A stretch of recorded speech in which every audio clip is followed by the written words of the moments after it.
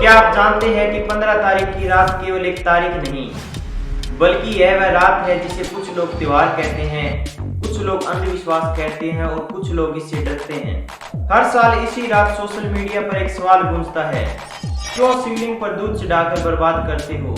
इसे किसी गरीब को दान क्यों नहीं दे देते? इतना सब ढोंग क्यों? आज मैं कोई बहस करने नहीं आया हूँ, ना ही कोई कहानी सुनाने आया हूँ, बल्कि मैं आज उस ज्ञान के बारे में बात करने आया हूँ जो ईशान संहिता में लिखा हुआ है और जिसको समझने में मॉडर्न साइंस को सदियां लग गई। आज मैं आपको बताऊंगा कि महाशिवरात्रि के दिन शिवलिंग से निकलने वाली ऊर्जा क्या है, क्यों इस रात जागना केवल एक परंपरा नहीं बल्कि आवश्यकता है, और क्यों इस रात को सो जाना आपकी सबसे बड़ी मूर्खता हो सकती है। तो स्वागत है आपका शिव के उस ब्रह्मांड में जहाँ विज्ञान खत्म होता है और सत्य शुरू होता है। तो मैं हूं प्रमोद सापुरवाला। सबसे पहले चर्चा करते हैं उस ज्ञान के बारे में जो कमेंट्स और रील्स में सबसे ज्यादा देखने को मिलता है, दूध की बर्बादी। तो सुनिए, मंदिर का गर्भगृह केवल एक कमरा नहीं होता बल्कि एक ऊर्जा का केंद्र होता है, वो एक एनर्जी जनरेटर है। अब विज्ञान को समझिए, जब कोई न्यूक्लियर रिएक्टर काम करता है तो उसको ठंडा रखने के लिए हैवी वाटर चाहिए। अगर उसे ठंडा ना किया जाए तो उसकी ऊर्जा विनाश बन जाती है। शिवलिंग पर चढ़ाया गया दूध, दही, घी और शहद ये कूलिंग और कंडक्टर का काम करते हैं। अब एक उदाहरण ले लीजिए, जब कोई व्यक्ति पौधे में पानी डालता है तब आप यही कहते हैं कि वह पानी बर्बाद कर रहा है। आप यह नहीं कह सकते, क्योंकि वह पानी पूरे पेड़ को जीवन दे रहा है। शिवलिंग ब्रह्मांड की जड़ है।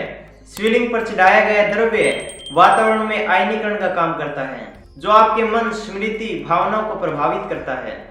और रही बात दान की, सनातन ने कभी दान का विरोध नहीं किया। अन्नदान, विद्यादान, सेवादान सब कुछ सिखाया गया।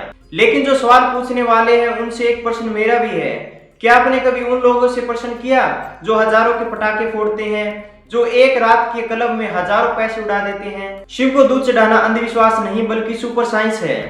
इसे धर्म के चश्मे से नहीं बल्कि सत्य के चश्मे से देखिए। ईशान संहिता में एक पंक्ति है, माघ कृष्ण चतुर्दशी की महानिशा में परम सत्य प्रकट हुआ था।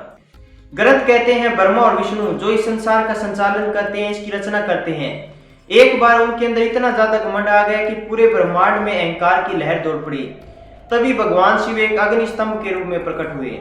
उस अग्नि स्तंभ से आवाज आई कि तुम दोनों में से वही श्रेष्ठ है जो इस अग्नि स्तंभ का लास्ट सिरा खोज लेगा। ब्रह्मा हंस का रूप लेकर ऊपर की ओर गए, विष्णु वराह का अवतार लेकर नीचे की ओर गए, लेकिन अंतिम सिरा किसी को नहीं मिला। ब्रह्मा ने झूठ बोला कि मुझे अंतिम सिरा मिल गया, इसीलिए उन्हें श्राप मिला और भगवान विष्णु को वरदान भी मिला। अब इसे विज्ञान की भाषा में समझिए। यह अग्नि स्तंभ जिसे आज हम कहते हैं सिंगुलैरिटी, वह समय बिंदु जहाँ समय नहीं था, स्थान नहीं था, लेकिन फिर भी बिग बैंग हुआ। महाशिवरात्रि उस विस्फोट की स्मृति है जिसने इस पूरे ब्रह्मांड को जन्म दिया। अब सवाल यह है कि हम 15 तारीख को भगवान शिव की ज्यादा भक्ति क्यों करें? क्या इससे हमें ज्यादा फल मिलेगा? इस रात पृथ्वी, चंद्रमा और अन्य ग्रहों की स्थिति इस प्रकार होती है कि मनुष्य की कुंडलिनी शक्ति अपने आप ऊपर की ओर उठने लगती है। यही कारण है कि इस रात जागरण कहा गया। अगर आप सो गए तो आप उस ऊर्जा के प्रभाव को खो देंगे जो आपको ऊपर उठा सकती है। इसलिए कहा गया है, रीढ़ सीधी करो, नाम जप करो और ध्यान करो। ये सब धार्मिक आदेश नहीं थे बल्कि बायोलॉजिकल इंस्ट्रक्शन थे। 4 पहर की पूजा का रहस्य, 4 पहर, 4 चरण और 4 स्तर। दूध मन की शुद्धि, दही मन की स्थिरता, घी तेज और ओज, शहद आनंद और मुक्ति। ये शरीर के 5 तत्वों को ब्रह्मांड के साथ रीप्रोग्राम करने की प्रक्रिया है। तो इस 15 फरवरी भीड़ का हिस्सा ना बने।